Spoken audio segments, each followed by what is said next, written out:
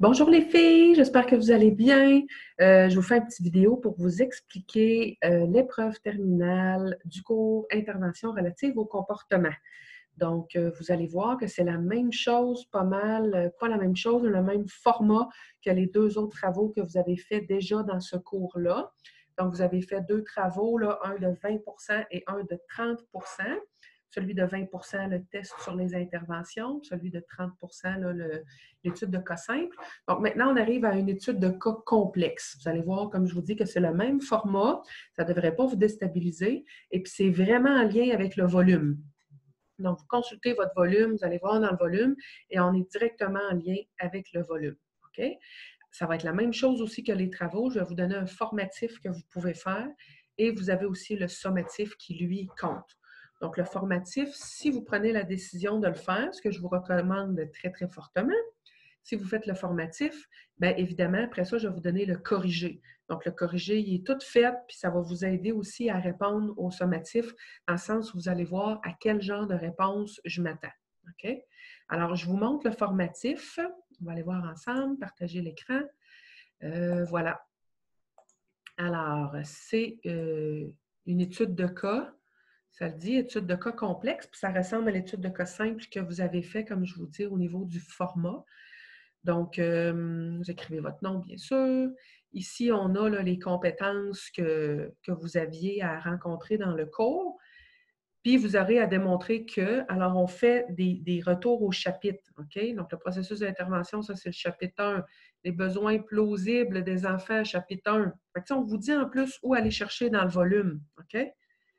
À planifier, organiser des interventions, on vous dit, c'est le chapitre 2. Analyse réflexive, ça, c'est le chapitre 3. Donc, vous allez voir directement dans le volume ce qu'on vous demande, OK? Alors là, on a tout le cas de Maëla. Je ne le lis pas avec vous, là, vous regarderez, on a des notes d'observation. On a même un petit tableau ici d'observation. Puis, tu sais, c'est même écrit, là, observation spécifique ici, là. Donc, je pense que c'est, si vous lisez et vous prenez le temps de le faire, je pense que ça se fait très bien. En plus que je vous invite à faire le formatif là, avant d'arriver au sommatif. Alors, première partie. Là, c'est les questions qui commencent à compter. Alors, première partie, concevez un plan de soutien pour Maëla. Bien, ça ressemble beaucoup à ce que vous avez fait, votre étude de cas simple qui valait pour 30. Alors, on vous demande ici de réécrire quelques observations générales, réécrire quelques observations spécifiques, les comportements récurrents, c'est quoi, là, dans le fond, qui pose problème, les éléments déclencheurs, les hypothèses, on parle des besoins plausibles. Donc, c'est quoi, vous pensez, les besoins de Maëla? Et là, on en choisit un. OK? Ici, on dit ou deux, pas plus. Vous pouvez en mettre deux, vous ne perdrez pas de points, là, mais moi, je vous suggère d'aller juste à un. C'est plus facile pour vous après. Puis parmi ceux que vous venez de nommer, évidemment. Une intention éducative générale, une intention éducative spécifique, ça, vous aviez une petite vidéo là-dessus, puis vous l'avez aussi évidemment dans votre volume, vous l'avez pratiqué aussi dans vos autres travaux. Et là, vous notez 5 interventions possibles, justification, donc ne faites pas juste les nommer. Vous nommez l'intervention, mais vous dites aussi pourquoi vous faites cette intervention-là. Une petite explication, là. Échéancier, donc vous dites, vous appliquez ça quand, ces interventions-là? Moment, contexte propice, donc dans quel contexte vous les appliquez, quand, c'est quand vous allez évaluer aussi. OK? Donc, vous faites ça. Et là, on va corriger la première partie ici. Ensuite, deuxième partie, ben là, on est dans les autres chapitres, là. OK? Donc, ça, c'est nouveau. Alors, nommez et décrivez dans vos mots les 4 étapes qu'on doit suivre pour une analyse réflexive. Donc, ils sont dans le volume, là. Allez chercher, vous les nommez, puis après ça, vous décrivez un peu dans vos mots. OK? Formulez 3 questions que vous pourriez poser à votre collègue Emmanuel. Donc, vous les écrivez. Question 1, question 2, question 3. Si le parent ne collabore pas, 2 actions possibles. Et là, vous interrogez au sujet de la pertinence de vos interventions. Comment on sait que c'est un doute sain? Bien, vous expliquez c'est quoi un doute sain. Okay? Ça aussi, c'est tout dans le manuel. Donc, on a une autre grille de correction ici.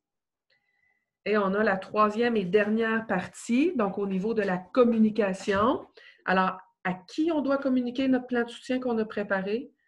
2 informations dans l'ensemble de vos notes. Vous n'inventez rien, là, qu'on ne communiquera pas aux parents de Maëla. Ensuite, là, on dit, là, répondez aux questions des sections ci-suivantes en écrivant textuellement les mots qu'on utilise. Alors, montrez aux parents que vous éprouvez de l'affection pour Maëla. Qu'est-ce que vous dites vraiment, là? Qu'est-ce que vous dites? Vous l'écrivez comme si vous le disiez aux parents, là. Nommez les défis auxquels Maëla fait face. Énoncez l'intention éducative sous forme d'un défi atteignable. Toujours comme si vous parliez aux parents, hein? Écoutez les suggestions, présentez les actions éducatives que vous avez planifiées, résumez les actions convenues, remerciez les parents, vraiment comme si vous le faisiez. Ça, vous allez le développer encore plus dans votre cours partenariat avec Elisabeth en revenant des vacances.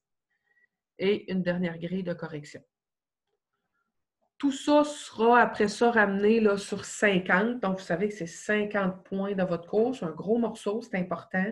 Je le redis, redis. Prenez le temps de faire le formatif. Ça va être vraiment formateur avant de faire le sommatif. Alors, je vous souhaite un bon succès, les filles. Travaillez fort, travaillez bien. Prenez le temps de bien lire les questions, de bien répondre. Si vous faites le formatif, bien, je vais vous envoyer le corrigé avec grand plaisir. Puis je suis là aussi, même si vous savez le corriger, je suis là pour répondre à toutes vos questions. Donc, faites-moi signe, puis lâchez pas, on achève, les vacances s'en viennent!